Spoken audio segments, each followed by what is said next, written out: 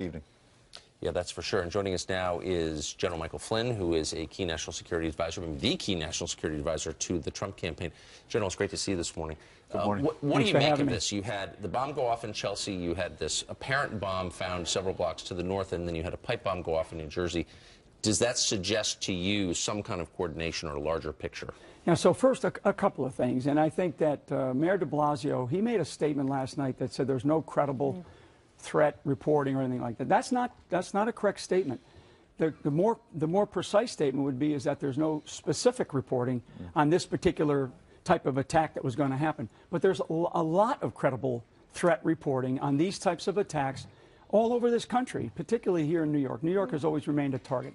So there is credible reporting that these types of attacks are going to occur. Second, the Islamic State has put out very recently, in the last couple of weeks, they've put out lessons learned from a whole series of attacks from Nice to Orlando, and they've said that there's two things that we want to do. We want to strike fear into the hearts of our enemy, that's us, and we want to affect things that benefit them, like tourism. So tourism is actually a target, and that's one of the things that obviously I think in the area that was chosen for Chelsea.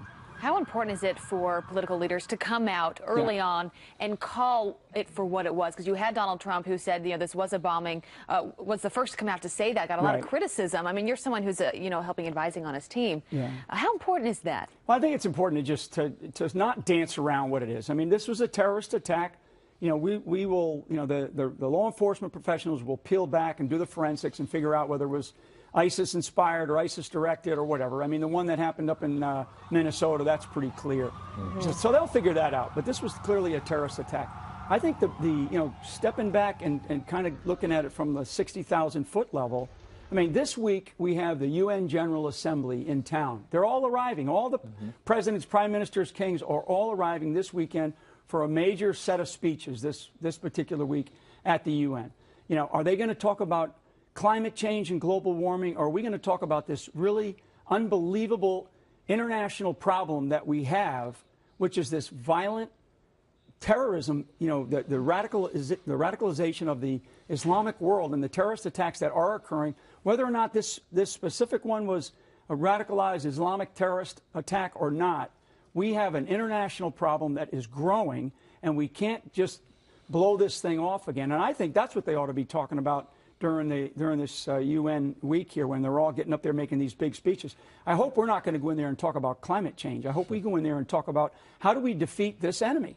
Well, in general, you go back to the last presidential campaign in 2012, President Obama was running for re-election in part by saying Al-Qaeda was on the run. Yeah. And then after that, told the New Yorker that ISIS is the JV squad. Yeah. Where are we today? We have a problem. I mean, this type of threat that we're facing, and again, exactly what we're seeing. I mean, what you saw in New Jersey at this Marine Corps run, and again, these things are going to continue to happen. We have got to be very, very brutally honest with the American public as to what is happening, and we can't tiptoe around what we're calling certain things. That's actually dangerous, and it's a disservice to the American public. What we have to be is we have to be brutally honest. We are facing a threat, and it is an international threat. The Arab world has got to come to grips with this thing. The Muslim world has got to come to grips with this thing. I think there are brave leaders out there in the Arab world.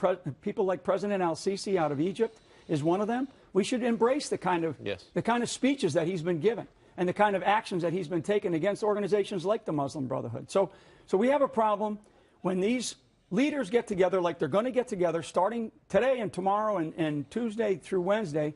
We have got to, they have got to have the guts to speak up about this. Right. And our leadership has to have the guts to speak up about this. So we're at a place now where it's not about what is happening, it's why it's happening, and then we have to get after this problem. It's funny, if you took an al-Sisi speech and read it out loud in this country, you'd be denounced by the Obama administration as an Islamophobe. So Trump has taken a lot of heat for his remarks about refugees, saying it imperils America to import large numbers of people from majority Muslim countries. Do you think this spate of terror attacks and plots in Minnesota over the past couple of years vindicate his position?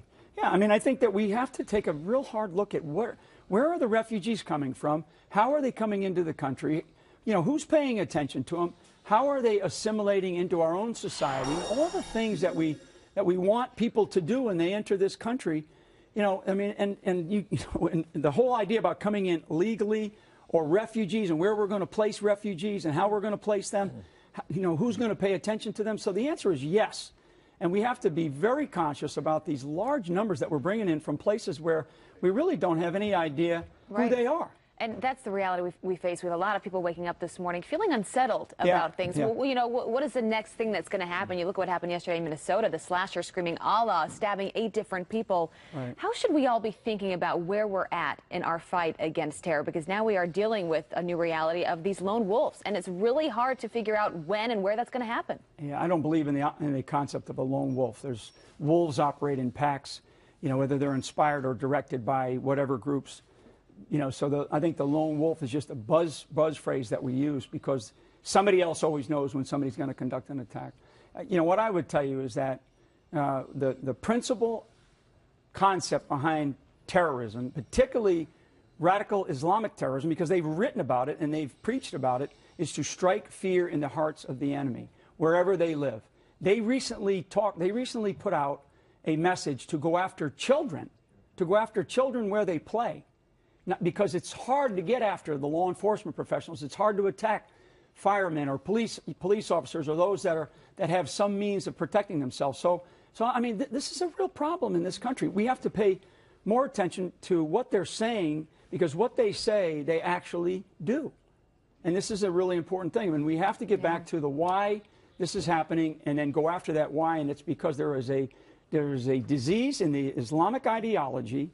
And it's a cancerous disease that has metastasized. It's an international problem. You just had Mayor Giuliani on here, and I've said this many times. You've got the director of the FBI that has said we have 1,000 cases going on in this country in all 50 states. I mean, what's going on? So we have to pay attention to the refugees that are coming into this country. We have to pay attention to the undocumented or illegals that are in this country. And we have to pay attention to what is happening overseas as well, because the problem's getting worse. Quick question. You served with Bob Gates as defense secretary. Yeah. He wrote an op-ed that was scathing against Donald Trump yesterday. And Donald Trump tweeted last night, "Never liked dopey Robert Gates. Look at the mess the U.S. is in. Always speaks badly of his many bosses, including Obama." Do you agree with something like that? I know you support Donald Trump, but attacking the former defense secretary like that? Yeah, I mean, I read that. I mean, why did he even write the article? He said Hillary's bad. He said, you know, really disparaging things about Donald Trump, a person who he's never met. Now, he's met Hillary, so what he said about Hillary is probably very true. I can tell you what he said about Donald Trump is not true.